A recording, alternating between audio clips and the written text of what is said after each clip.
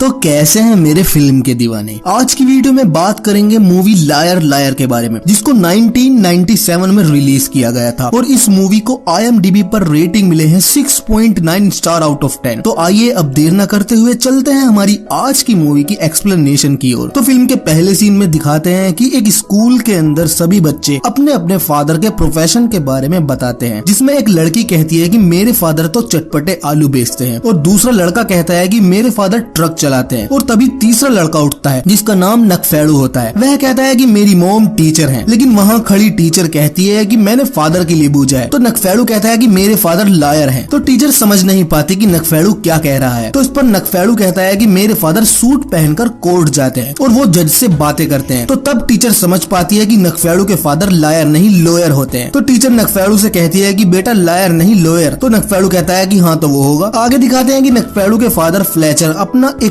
और केस जीतकर कोर्ट से बाहर आ रहे होते हैं। तभी फ्लेचर को उसका एक क्लाइंट मिलता है। वह फ्लेचर से कहता है कि वकील साहब ये लो अपना कोट, लेकिन फ्लेचर कह देता है कि इसकी तुम्हें अभी आगे भी जरूरत पड़ेगी। इससे हम व्यूअर्स को यह पता चलता है कि फ्लेचर ने एक चोर को अपना कोट पहनाकर उसे एक शरीफ इंसान बना दिया और जज के सामने पेश करके उसका केस जीत लिया। असल में फ्लेचर एक ऐसा वकील होता है जो झूठ बोलकर और अपने दाव पैंतरों से केस को जीत लेता है। आगे दिखाते हैं कि तभी वहाँ एक न्यूज रिपोर्टर आती है और वह फ्लेचर से कहती है कि मिस्टर फ्लेचर आपसे कुछ बात करनी है। तो इस पर फ्लेचर कहता है कि अभी नहीं, अभी मुझे अपने बेटे नकफेड़ू से मिलने जाना है। तो वह रिपोर्टर कहती है कि हमें आपकी जीत के बारे में बात करनी है। तो यह सुन फ्लेचर उस रिपोर्टर के साथ चला जाता है और घर पर बेचारा नकफेड़ू अपनी मोम के साथ बैठकर अपने फादर का वेट करता रहता है। और तभी वहाँ फ्लेचर आ जाता है और नकफेड़ू अपने डैड से जाकर लिपट जाता है। तो फ्लेचर नकफेड़ू को हंसाने के लिए उसको गुलगुली करता है और अपने हाथ का एक पंजा बनाता है जो नकफेड़ू को बहुत पसंद है। और यह देख नकफेड़ू की मोम भी बहुत खुश होती है। और फिर नकफेड़ू कहता है कि डैड मोम के भी करो ना गुलगुली। तो इस पर फ्लेचर कहता है कि मोम के अभी नहीं, मोम के रात को करूंगा। आगे फ्लेचर की वाइफ ऑड्री कहती है कि तुम इतना लेट क्यों आए। तो फ्लेचर कहता है कि रास्ते में पेट्रोल खत्म हो गया था और पेट्रोल पंप पर काफी भीड़ थी, इसी वजह से लेट हो गया। तो ऑड्री कहती है कि तुम्हारा हर बार का यही बहाना है। आगे नकफेड़ू कहता है कि डैड तो मुझे रेसलिंग दिखाने ले जाएंगे। तो इस पर ऑड्री बोलती है कि तुम इतने से बच्चे को रेसलिंग दिखाने मत ले जाया करो। तो इस पर फ्लेचर कहता है कि तुम नहीं जानती, रेसलिंग दिखाने से ही तो यह मजबूत बनेगा। और तभी वहाँ जेरी नाम का एक बंदा आता है और सबसे पहले तो नकफेड़ू उससे जाकर गले मिलता है और अचानक से वह आदमी ऑड्री की कसके एक चुम्मो लेता है और फ्लेचर भी यह देख रहा होता है। तो इस पर हम व्यूअर्स कंफ्यूज हो जाते हैं और कहते हैं कि जब फ्लेचर अदालत को जाता है तब ये रिश्ता क्या कहलाता है, लेकिन नहीं, ऐसा कुछ नहीं होता। यहाँ हम व्यूअर्स कुछ ज्यादा ही सोच लेते हैं। असल में फ्लेचर और ऑड्री का डाइवोर्स हुआ होता है और फ्लेचर केवल अपने बेटे नकफेड़ू से मिलने के लिए यहाँ आता है और यह आदमी जेरी ऑड्री का बॉयफ्रेंड होता है। फ्लेचर और ऑड्री के डाइवोर्स की बात करें तो वह इसी वजह से हुआ था क्योंकि फ्लेचर कभी टाइम पर नहीं पहुँच पाता। वो हमेशा अपने कोर्ट के केसेस में लगा रहता है और यहाँ तक कि वह अब भी अपने बेटे नकफेड़ू को वक्त नहीं दे पाता और इसी का फायदा उठाकर यह आदमी जेरी ऑड्री की कोठड़ी तोड़ना चाहता है। आगे दिखाते हैं कि ऑड्री जेरी के साथ चली जाती है और फ्लेचर नकफेड़ू को लेकर चला जाता है और रास्ते में नकफेड़ू अपने फादर से पूछता है कि डैड हम रेसलिंग देखने जा रहे हैं ना। तो इस पर फ्लेचर कहता है कि हाँ, बस मुझे ऑफिस में थोड़ा काम है, उसके बाद चलेंगे। तभी वहाँ एक भिखारी बैठा होता है। वह फ्लेचर से कहता है कि भाई साहब दे दो कुछ, लेकिन फ्लेचर कहता है कि माफ करे बाबा, अभी नहीं है। अब ऑफिस के अंदर दिखाते हैं कि मेरिंडा नाम की एक लड़की काले वकील से कहती है कि तुम्हें यह केस जीतना होगा। तो उस पर वह काला वकील कहता है कि जीत हार तो जज के हाथ में है, लेकिन मैं झूठ नहीं बोल सकता। तो उस पर मेरिंडा कहती है कि तो हमें किसी और को ढूंढना होगा जो झूठ बोल सके। और हम व्यूअर्स जानते हैं कि वह फ्लेचर के बारे में बात कर रही होती है। आगे दिखाते हैं कि फ्लेचर ऑफिस में पहुंच जाता है और वहाँ उसे एक लड़की मिलती है जिसने अपने सर पर कुरकुरे उगाए होते हैं। तो वह फ्लेचर से पूछती है कि मेरे बाल कैसे लग रहे हैं। तो फ्लेचर कहता है कि एकदम गजब लग रहे हैं, मैं भी अपने बाल ऐसे ही करवाऊंगा। और हम जानते हैं कि फ्लेचर झूठी तारीफ कर रहा होता है और आगे उसे एक मोटा मिलता है जिससे वह बोलता है कि तुमने तो काफी वजन घटा लिया। और ऐसे ही वो ऑफिस के सभी एंडे बैंडों की झूठी तारीफ करता रहता है। आगे दिखाते हैं कि फ्लेचर की असिस्टेंट फ्लेचर से कहती है कि मेरिंडा ने तुम्हें बुलाया है। असल में मेरिंडा फ्लेचर की बॉस होती है और वह फ्लेचर को प्रमोशन का लालच देकर उसे कभी कभी अपने ठिकाने पर बुलाकर उससे जुगाड़ पिलवाती है और फ्लेचर बार बार यह करके थक चुका था। तो वह कहता है कि आखिर एक प्रमोशन के लिए मुझे कितनी बार मेरिंडा को अपनी मेरिंडा पिलानी पड़ेगी। तो उस पर फ्लेचर की असिस्टेंट कहती है कि तुम खुद ही मेरिंडा से पूछ लो, वो तुम्हारे पीछे ही है। और फ्लेचर उसे देख कहता है कि ओहो मेरिंडा, मैं तुम्हारे ही बारे में सोच रहा था। तो मेरिंडा कहती है कि मैंने तुम्हारी आज की जीत के बारे में सुना, काफी अच्छे से केस लड़ा तुमने। और वह कहती है कि अब तुम प्रमोशन के काफी करीब हो। तो यहाँ फ्लेचर खुश हो जाता है। तो मेरिंडा कहती है कि ज्यादा दांत ना दिखावे, रात को हवेली पर आजा, गुटरगू करेंगे, तभी प्रमोशन हो सकता है। तो फ्लेचर हाँ कहकर वहाँ से चला जाता है। आगे दिखाते हैं कि फ्लेचर अपने कैबिन में जाता है और वहाँ नकफेड़ू भी बैठा होता है और वह अपने फादर को काम में बिजी देखकर कहता है कि मुझे मालूम है हम नहीं जा रहे हैं रेसलिंग देखने के लिए। तो फ्लेचर यहाँ मन ही मन कहता है कि तुझे रेसलिंग की पड़ी है, वहाँ मेरिंडा मेरे साथ रेसलिंग करने के चक्कर में है। लेकिन वह नकफेड़ू का उदास चेहरा देखकर खुद भी उदास हो जाता है। दूसरी तरफ दिखाते हैं कि जेरी और ऑड्री डेट पर आए हुए हैं और यहाँ जेरी ऑड्री को मैरिज के लिए प्रपोज करता है। लेकिन ऑड्री कहती है कि तुम तो बोस्टन जा रहे हो। तो जेरी कहता है कि हाँ मैं बोस्टन जा रहा हूँ, तुम और नकफेड़ू भी चलो मेरे साथ, हम हमेशा साथ रहेंगे। लेकिन ऑड्री अभी इसके लिए तैयार नहीं होती है, तो वह हल्का सा मुस्कुरा देती है। आगे दिखाते हैं कि फ्लेचर अपने काम में लगा रहता है और बेचारा नकफेड़ू अब भी इंतजार कर रहा होता है और कल नकफेड़ू का बर्थडे भी होता है। तो नकफेड़ू को इंतजार करते करते 12 बज जाते हैं और तभी फ्लेचर कहता है कि हैप्पी बर्थडे नकफेड़ू मेरे बच्चे, और वह नकफेड़ू को एक गिफ्ट भी देता है जो फ्लेचर की असिस्टेंट ही लाई थी। गिफ्ट देख नकफेड़ू खुश हो जाता है और वह अपने डैड से बोलता है कि चलो डैड खेलते हैं। तो फ्लेचर कहता है कि अभी नहीं बेटे, अभी मुझे बहुत काम है, तुम्हारी बर्थडे पार्टी के बाद हम जरूर खेलेंगे। और यहाँ हम एक बार फिर से नकफेड़ू को उदास देखते हैं। अगली सुबह ऑड्री और जेरू नकफेड़ू को लेने आ जाते हैं और जब वह जा रहे होते हैं तो फ्लेचर जेरी से कहता है कि भाई सही से पेलना मेरी एक्स वाइफ को। तो यह सुन ऑड्री फ्लेचर को कहती है कि जा चला जा रंडवे। आगे दिखाते हैं कि मेरिंडा फ्लेचर को एक क्लाइंट समैंथा से मिलवाती है जिसका केस लेने से उस काले वकील ने मना कर दिया था। तो समैंथा एक गोल्ड डिगर होती है, मतलब वह अपने हस्बैंड से डाइवोर्स लेकर उसकी प्रॉपर्टी में आधा हिस्सा मांगती है और वह इसी केस के लिए फ्लेचर के पास आई होती है। अब फ्लेचर तो होता ही है झूठा नंबर 1, तो वह अपने क्लाइंट समैंथा से कहता है कि प्रॉपर्टी का आधा हिस्सा तो मिलेगा ही और तुम कोर्ट में बच्चों के अपने पास रखने की डिमांड भी रखो तो तुम्हें आधे से भी ज्यादा हिस्सा मिल सकता है। तो समैंथा को फ्लेचर की बात काफी पसंद आती है क्योंकि वह लालची होती है, तो वह फ्लेचर पर ही डोरे डालने लगती है और वह जाते वक्त फ्लेचर के चुतल को कसकर भींच कर जाती है। अब फ्लेचर ने कैसे इस क्लाइंट को फंसा लिया यह देख मेरिंडा बहुत खुश हो जाती है और फ्लेचर से कहती है कि तुम तो बहुत ही खतरनाक हो और कहती है कि अगर तुम ये वाला केस जीतते हो तो तुम्हारा प्रमोशन पक्का, लेकिन प्रमोशन से रूबरू होने से पहले तुम्हें मेरे साथ गुटरगू करनी पड़ेगी। और वह फ्लेचर को बुरी तरीके से चूमने लगती है और फ्लेचर भी प्रमोशन के चक्कर में ना चाहते हुए भी मेरिंडा को चूमने लगता है। और दूसरी तरफ दिखाते हैं कि नकफेड़ू का बर्थडे बनाया जा रहा है जिसमें सभी बच्चे काफी खुश हैं, लेकिन वही बच्चा खुश नहीं है जिसका बर्थडे है, मतलब नकफेड़ू, क्योंकि वह अपने फादर का इंतजार कर रहा होता है। वहीं पर जेरी ऑड्री से पूछता है कि क्या तुम चलोगी मेरे साथ बोस्टन। तो यहाँ ऑड्री मना कर देती है। वह कहती है कि नकफेड़ू अपने फादर को बहुत पसंद करता है और मैं नहीं चाहती कि वह अपने फादर से हमेशा के लिए दूर चला जाए और यह फ्लेचर के लिए भी अच्छा नहीं होगा क्योंकि उसका भी अधिकार है अपने बच्चे से मिलते रहने का। और तभी ऑड्री को फ्लेचर का फोन आता है जहाँ हम बस देखते हैं कि मेरिंडा आज तो फ्लेचर के औजार में कहीं फ्रैक्चर ना कर दे। तो यहाँ फ्लेचर ऑड्री से कहता है कि मैं आज नहीं आ पाऊंगा, मुझे बहुत जरूरी काम है। तो ऑड्री कहती है कि आज नकफेड़ू का बर्थडे है और तुम्हें यहाँ जरूर आना चाहिए, लेकिन फ्लेचर कैसे आता। तो वह मना कर देता है और फोन काट देता है। और फिर क्या था, फिर मेरिंडा फ्लेचर के साथ बहुत ही मजबूत तरीके से संभोग करती है। आगे दिखाते हैं कि बेचारा मासूम नकफेड़ू बहुत ही उदास होकर अपना बर्थडे बना रहा होता है। तो यहाँ उसकी मोम उससे कहती है कि बेटा डैडी को कुछ जरूरी काम था इसलिए वो नहीं आ सके, लेकिन कल वो जरूर तुमसे मिलने आएंगे। तो यहाँ नकफेड़ू को लगता है कि वो अब भी झूठ बोल रहे हैं, वो शायद कल भी नहीं आएंगे। तो ऑड्री नकफेड़ू से कहती है कि तुम अपनी विश मांगो, जो भी तुम चाहो तुम गॉड से मांग सकते हो। तो नकफेड़ू उदास चेहरे के साथ एक विश मांगता है जिसमें वह एक कविता पढ़ता है कि सपने में चाहे आए भूत फिर भी नहीं करूंगा मूत, बस यही विश करता है पूत कि पापा बोलना छोड़ दे झूठ। और यह कविता पढ़ने के बाद वह केक पर लगी सारी कैंडल्स बुझा देता है और वहाँ पर मौजूद सभी बच्चे केक को पाड़ जाते हैं। और आगे दिखाते हैं कि सुबह हो चुकी है और फ्लेचर और मेरिंडा दोनों एक दूसरे की बाहों में बिल्कुल नंगे नामर्जात पड़े होते हैं। और यहाँ फ्लेचर मेरिंडा से कहता है कि अब तुम में वो बात नहीं रही जो पहले हुआ करती थी। और इतना सुनते ही मेरिंडा फ्लेचर को रूम के बाहर फेंक कर मारती है और यहाँ फ्लेचर समझ नहीं पाता कि उसके मुंह से ये क्या निकल गया। आगे दिखाते हैं कि फ्लेचर अपने ऑफिस में जाता है, तब उसे लिफ्ट के अंदर एक लड़की मिलती है जिसने ऐसी टी शर्ट पहनी होती है जिसमें से उसके करण और अर्जुन दोनों दिखाई दे रहे होते हैं। तो यहाँ फ्लेचर इस लड़की से पूछता है कि तुम शायद नहीं आई हो ऑफिस में। तो वह लड़की कहती है कि हाँ, और कहती है यहाँ सभी लोग अच्छे हैं, सभी का बिहेवियर मेरे साथ काफी अच्छा है। तो उस पर फ्लेचर इस लड़की से कहता है कि बिहेवियर तो अच्छा हो ही जाएगा क्योंकि जिसके पास बड़े बड़े दुद्दू हो वो किसी का भी फुद्दू बना सकती है। यह सुनते ही यह लड़की फ्लेचर के मुंह पर एक पंच देती है और यहाँ व्यूअर्स समझ जाते हैं कि यह सब नकफेड़ू की विश के कारण हो रहा है क्योंकि उस बेचारे ने रात को सूसू ना करने की भी प्रतिज्ञा ली थी। लेकिन फ्लेचर यह सब समझ नहीं पाता कि उसके साथ यह क्या हो रहा है। अब वह सड़क पर जा रहा होता है, तभी वहीं भिखारी उससे कहता है कि दे दो भाई साहब $2-4। तो फ्लेचर कहता है कि हैंगे लेकिन नहीं दूंगा तुझे। अब वह कोर्ट के अंदर पहुंच जाता है और वहाँ वही गोल्ड डिगर लड़की समैंथा भी बैठी होती है जिसका केस फ्लेचर को आज लड़ना था। और यहाँ भी समैंथा फ्लेचर पर बहुत ही गंदी नजर से देखती है। और तभी वहाँ समैंथा का हस्बैंड और उसकी वकील साहिब आती है। तो यहाँ समैंथा का हस्बैंड समैंथा से कहता है कि बोलो कितना पैसा चाहिए तुम्हें लालची औरत। तो इस पर फ्लेचर कहता है कि 50%। तो इस पर वह वकील साहिबा कहती है कि 50% मांग रहे हो, तुम्हें शर्म नहीं आ रही? बल्कि हमारे पास समैंथा के खिलाफ ऐसी ऑडियो है जिसमें एक मुस्टंडा समैंथा के सामान को बहुत ही बुरी तरीके से पेल रहा है और कहती है कि तुम्हारे पास कोई केस है ही नहीं। तो यहाँ फ्लेचर कहता है कि केस है और जैसे ही वो बोलना चाहता है उसके मुंह से सच ही बाहर आने को होता है। यहाँ फ्लेचर बहुत कोशिश करता है कि मुंह से झूठ निकले लेकिन वह झूठ नहीं बोल पाता। तो उस पर वह वकील साहिबा कहती है कि मुझसे मत टकराना, मैं आग हूँ, जलाकर राख कर दूंगी। तो फ्लेचर कहता है कि जा पर कुर्सी पे बैठ दे तो उछाल दूंगा तुझे। आगे दिखाते हैं कि अब कोर्ट में जज साहब आ जाते हैं। तो जज को देख फ्लेचर कहता है कि आ गया आया काला बच्चा, अब पूरे कोर्ट में अंधेरा छा जाएगा। और जज के आते ही फ्लेचर जज से कहता है कि जज साहब मुझे इस केस के लिए अगली तारीख चाहिए। तो उस पर जज कहता है कि यह केस पहले ही काफी लेट हो चुका है, अब इस केस को और तारीख देना सही नहीं होगा। और जज फ्लेचर से पूछता है कि क्यों चाहिए तुम्हें अगली तारीख। तो फ्लेचर बड़ी ही मुश्किल से झूठ बोलने की कोशिश करता है, लेकिन उसके मुंह से सच निकलता है कि जज साहब मैं झूठ नहीं बोल पा रहा हूँ। तो उस पर जज कहता है कि यह तो अच्छी बात है, कोर्ट के अंदर झूठ बोलना सही भी नहीं है। तो जज दूसरी वकील से पूछता है कि क्या इस केस में सेटलमेंट हो सकता है। तो इस पर वह वकील साहिबा कहती है कि हम तो समंथा को $2.6 मिलियन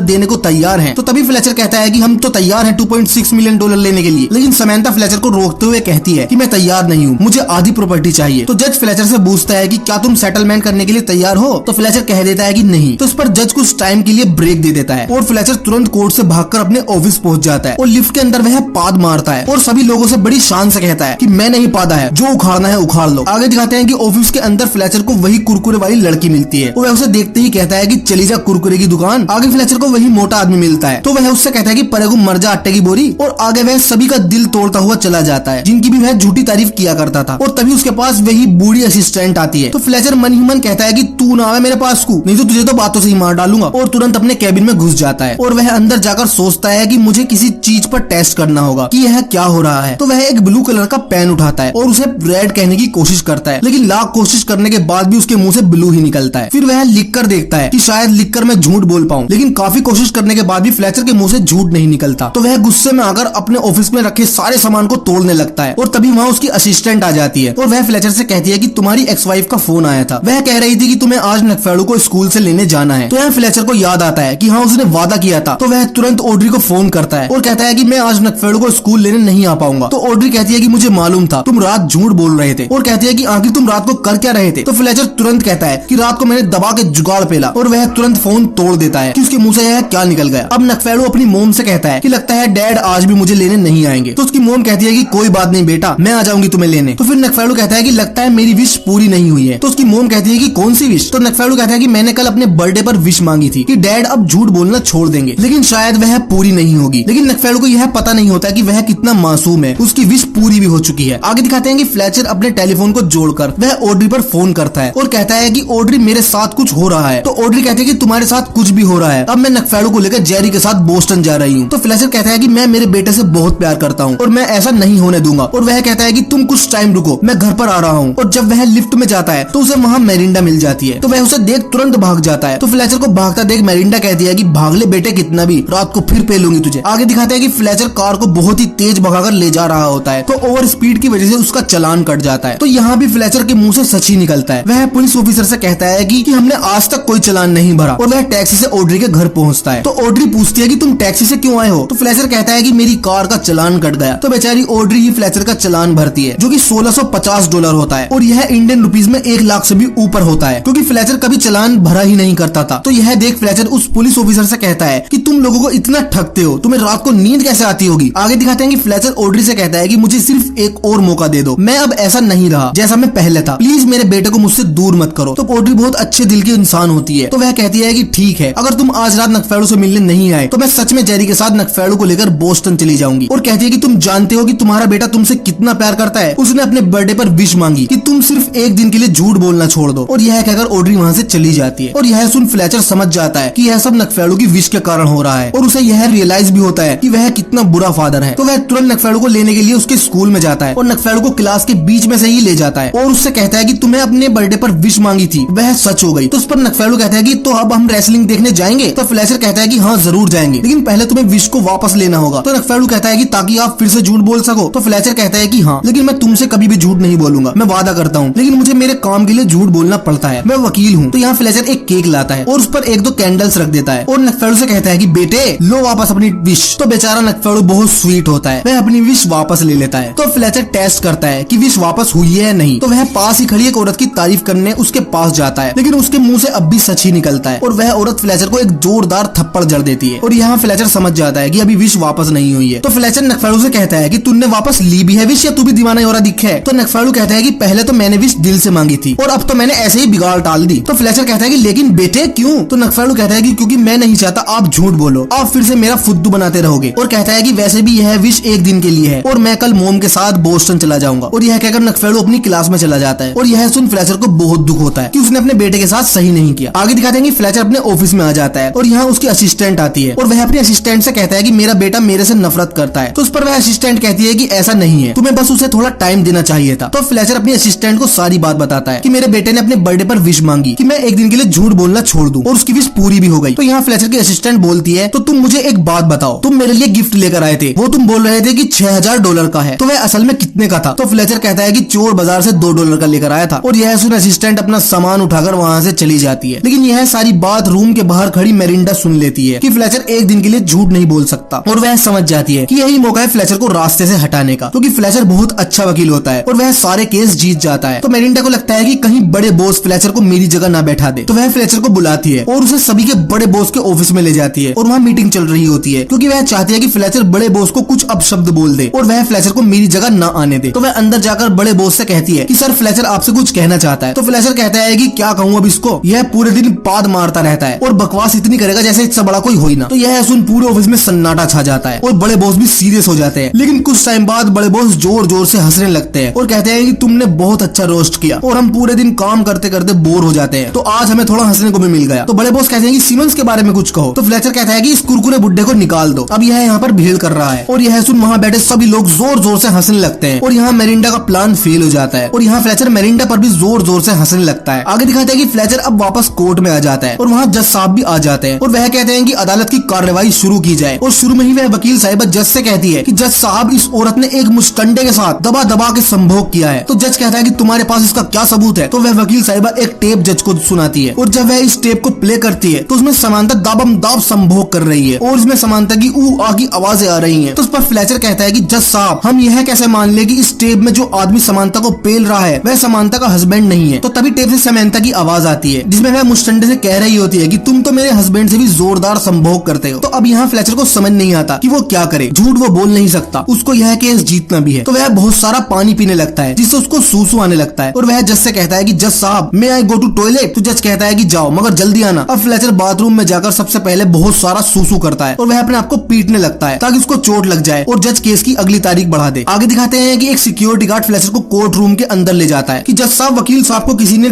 बहुत ही बुरी तरीके से पीटकर टॉयलेट में फेंक रखा था। तो जज सोचता है कि अब तो अगली तारीख देनी ही होगी, लेकिन वह फ्लेचर से पूछता है कि अगर तुम केस लड़ सकते हो तो बता दो वरना मैं अगली तारीख दे देता हूँ। तो फ्लेचर के मुंह से सच ही निकलता है तो वह ना चाहते हुए भी कह देता है कि हाँ मैं लड़ सकता हूँ। तो जज कहता है कि ऐसे वकील की हमारे देश को जरूरत है, अंजर पंजर हिले पड़े हैं लेकिन जब भी केस लड़ने को तैयार है। और कहता है कि 10 मिनट का ब्रेक के बाद अदालत की कार्रवाई फिर से शुरू की जाएगी। अब फ्लेचर अदालत के बाहर बैठा होता है तो तभी उसको नकफेड़ू का फोन आता है। तो फ्लेचर नकफेड़ू से पूछता है कि बेटे अभी गए तो नहीं तुम बोस्टन? तो नकफेड़ू कहता है कि नहीं अभी नहीं गए। तो फ्लेचर कहता है कि कुछ टाइम बाद बेटे मैं जरूर आऊंगा और फोन कट जाता है। और तभी वहाँ समंता आवाज लगाती है कि मिस्टर फ्लेचर। तो फ्लेचर मुंह बनाकर कहता है कि मिस्टर फ्लेचर। तो यहाँ समंता फ्लेचर को उसी मुस्टंडे से मिलवाती है जो समंता को टेप में पेल रहा था। लेकिन यहाँ फ्लेचर बहुत परेशान रहता है कि आखिर कैसे वो आज का केस जीत पाएगा। आगे दिखाते हैं कि जज कहता है कि अदालत की कार्रवाई शुरू की जाए। तो फ्लेचर जज से कहता है कि जज साहब मैं अपने एक गवाह को पेश करता हूँ जो है तगड़ा मुस्टंडा। तो यहाँ सबको लगता है कि फ्लेचर अब तो केस जरूर जीत लेगा, लेकिन फ्लेचर तगड़े मुस्टंडे के ही पीछे पड़ जाता है और तगड़े मुस्टंडे के कटगड़े में आते ही वह जज को एक कविता सुनाता है कि जज साहब यही है वो तगड़ा मुस्टंडा जिसने किया था समानता को ठंडा, इसके पिछवाड़े में लगा के अंडा पूरा घुसा दो अंदर डंडा, कैसे है किसी और की बीवी को रहा है पेल, इसके तो है कितने मजे हस्बैंड की मुसीबत झेल, ना जाने कब से यह समानता की बना रहा है रेल, कैदी भी हो जाएंगे प्रेग्नेंट भेज कर देख लो उसको जेल। और यह कविता सुनने के बाद तगड़ा मुस्टंडा बिगड़ जाता है। वह कहता है कि हाँ हाँ मैं मानता हूँ कि मैंने किया है समानता के साथ जुगाड़, हाँ हाँ मैं मानता हूँ कि मैंने उसका घर दिया है उजाड़, लेकिन सबको लगता है कि मैंने समानता को दिया है बिगाड़, यह गंदी संभोग करते वक्त भी बंद नहीं करती है किवाड़। और तगड़ा मुस्टंडा जज साहब से कहता है कि जज साहब मैंने समानता को कोई रेप नहीं किया है, समानता खुद मेरे पास अपना सामान लेकर आई थी। और तगड़े मुस्टंडे की यह खतरनाक स्पीच सुनकर कोर्ट में मौजूद सभी लोग शोर मचाने लगते हैं। तो जज कहता है कि ऑर्डर ऑर्डर, लेकिन वह चुप नहीं होते। जज फिर कहता है ऑर्डर ऑर्डर, लेकिन वह फिर भी चुप नहीं होते। तो तुरंत फ्लेचर कहता है कि चुप हो जाओ सुअरो, तब जाके कहीं वे चुप होते हैं। आगे जज फ्लेचर से पूछता है कि क्या तुम्हारे पास कोई और गवाह है? तो फ्लेचर मना कर देता है। तो तुरंत समंता कहती है कि मुझे बुलाओ ना गवाह के तौर पर। तो उस पर फ्लेचर कहता है कि तुम नहीं जानती कि मैं आज झूठ नहीं बोल पा रहा हूँ, समझो मेरी बात को। तो समंता कहती है कि अपनी बकवास बंद करो, मुझे सिर्फ पैसा चाहिए। और कहती है कि मैं 31 साल की उम्र में गरीब विधवा बनकर नहीं रहने वाली। तो फ्लेचर को 31 साल से पता नहीं क्या याद आ जाता है। तो वह जज से कहता है कि जज साहब मैं समंता को कटघरे में बुलाना चाहूंगा। और वह समंता को बुलाकर जज से कहता है कि जज साहब मेरी क्लाइंट समंता की शादी 17 साल की उम्र में हो गई थी और यह अमेरिका के लॉ के अकॉर्डिंग इलीगल है, तो अब मेरी क्लाइंट को आधी प्रॉपर्टी मिलने का पूरा हक है। तो जज भी फैसला सुना देता है कि समंता को उसके हस्बैंड की प्रॉपर्टी में आधा हिस्सा दिया जाता है। और इसी खुशी में समंता फ्लेचर को कोर्ट में ही बुरी तरीके से चूमने लगती है। आगे जज कहता है कि बच्चों का क्या होगा, बच्चे किसके पास जाएंगे? तो फ्लेचर कहता है कि मेरी क्लाइंट को बच्चे नहीं चाहिए। तो तुरंत समंथा कहती है कि नहीं, बच्चे मैं ही रखूंगी क्योंकि फिर बच्चों का भी खर्चा मुझे मिलता रहेगा। तो यहाँ फ्लेचर कहता है कि अभी तुम्हें $11 मिलियन की प्रॉपर्टी मिली है, जब भी तुम्हारी आग ठंडी नहीं हुई। लेकिन समंथा बहुत बड़ी गोल्ड डिगर होती है, वह नहीं मानती और जज बच्चों को भी समंथा को दे देता है। और यह देख फ्लेचर को समंथा पर बहुत गुस्सा आता है। और जब समंथा बच्चों को खींचकर ले जा रही होती है तो समंथा का हस्बैंड बुरी तरीके से रोने लगता है कि कम से कम मेरे बच्चे तो मुझे वापस दे दो। और यह देख फ्लेचर को रियलाइज होता है कि अच्छा फादर होना कैसा होता है, और वह भी अपने बेटे नकफेड़ू के साथ अभी तक सही नहीं कर रहा था। तो वह भी बाप और बेटे का यह प्यार देख रोने लगता है और सोचता है कि यह बहुत गलत हुआ। तो वह जज से कहता है कि जज साहब यह सही नहीं है, मैंने सिस्टम को मैनिपुलेट किया है, मैंने सबका बेवकूफ बनाया है। लेकिन जज उसकी एक नहीं सुनता। तब उसे रियलाइज होता है कि अब तक उसने कितने केसेस ऐसे ही झूठ के दम पर जीत लिए। तो वह जज से लड़ने लगता है। तो पुलिस फ्लेचर को अरेस्ट कर लेती है। तो वह पुलिस से कहता है कि मुझे मेरे बेटे नकफेड़ू से मिलने जाना है, मुझे छोड़ दो। लेकिन पुलिस उसे पुलिस स्टेशन ले जाती है। तो वह पुलिस स्टेशन से ऑड्री को फोन करता है। तो ऑड्री कहती है कि तुम आज भी नहीं आए, अब हम हमेशा के लिए बोस्टन जा रहे हैं। तो फ्लेचर कहता है कि अब मैं बदल चुका हूँ, प्लीज मुझे छोड़कर मत जाओ, मैं अपने बेटे के साथ टाइम स्पेंड करना चाहता हूँ। लेकिन वह हर बार झूठ बोला करता था। तो इस बार उसके सच पर भी ऑड्री को विश्वास नहीं होता और वह फोन काट देती है और नकफेड़ू को लेकर चली जाती है। आगे दिखाते हैं कि किसी ने फ्लेचर की जमानत करा दी है। तो फ्लेचर पूछता है कि किसने कराई मेरी जमानत? तब उसे पता चलता है कि उसकी असिस्टेंट ने उसकी जमानत कराई है। और यहाँ भी उसे शर्मिंदगी महसूस होती है। तो वह अपने असिस्टेंट को थैंक यू बोलता है और वहाँ से जाने लगता है। तो उसे बाहर वही भिखारी मिलता है। तो वह इस बार भिखारी को खूब सारे पैसे दे देता है। दूसरी तरफ दिखाते हैं कि ऑड्री, जेरी और नकफेड़ू एयरपोर्ट पर पहुंच जाते हैं। लेकिन ऑड्री को देख लगता है कि वह शायद अब भी फ्लेचर को छोड़कर नहीं जाना चाहती। उधर फ्लेचर एयरपोर्ट पर पहुंच जाता है। उसे पता चलता है कि प्लेन तो टेक ऑफ कर चुका है। तो फ्लेचर एक गडोलना सा लेकर प्लेन का पीछा करता है और वह प्लेन तक पहुंच जाता है। और जब वह विंडो से देखता है तो नकफेड़ू कहता है कि डैड यहाँ क्या कर रहे हैं? तो ऑड्री गुस्से में कहती है कि शायद यह हमें बाय बोलने आए हैं। तो नकफेड़ू अपने फादर को टाटा करने लगता है। तो अब फ्लेचर अपने गडोलने को पायलट की तरफ ले जाता है और शीशे पर जूता फेंक कर मारता है और पायलट से कहता है कि साइड में को लगा ले इसे। तो पायलट प्लेन रोक लेता है। लेकिन तभी फ्लेचर का गडोलना किसी चीज से टकरा जाता है और फ्लेचर की टांग टूट जाती है। आगे दिखाते हैं कि फ्लेचर को स्ट्रेचर पर लाया जाता है। तो वहाँ नकफेड़ू और ऑड्री आते हैं। तो फ्लेचर नकफेड़ू से कहता है कि मेरे बेटे, तूने मेरी जिंदगी बदल दी, मैं अब झूठ बोलना ही नहीं चाहता, मैं चाहता हूँ कि तुम्हारी विश हमेशा के लिए मेरे पर बनी रहे और मैं तुम्हें कभी भी निराश नहीं करूंगा। तो यहाँ नकफेड़ू भी बहुत खुश हो जाता है और अब ऑड्री भी बोस्टन जाने से मना कर देती है। अब 1 साल बाद फिल्म का आखिरी सीन दिखाते हैं जिसमें फ्लेचर और ऑड्री नकफेड़ू के बर्थडे मना रहे होते हैं। तो यहाँ नकफेड़ू फिर से विश मांगता है और अगले पल देखते हैं कि ऑड्री फ्लेचर को बुरी तरीके से चूमने लगती है। तो फ्लेचर नकफेड़ू से कहता है कि अब क्या विश मांग ली तुमने, हम दोनों को मिलाने की तो नहीं मांग ली? लेकिन नकफेड़ू कहता है कि नहीं, मैंने कुछ और मांगा था। और यहाँ पता चलता है कि ऑड्री फ्लेचर के साथ ही रहना चाहती है और बेचारे जेरी को ऑड्री की कोठड़ी तो दूर, ऑड्री की दोनों टोकरी भी देखने को नहीं मिली और फिल्म खत्म हो जाती है। तो आपको हमारा यह वीडियो कैसा लगा कमेंट सेक्शन में जरूर बताइएगा और प्लीज हमारी वीडियो को लाइक जरूर करें और चैनल को सब्सक्राइब करना ना भूलें। तो मिलते हैं हमारी अगली वीडियो में ऐसी ही किसी और कहानी के साथ।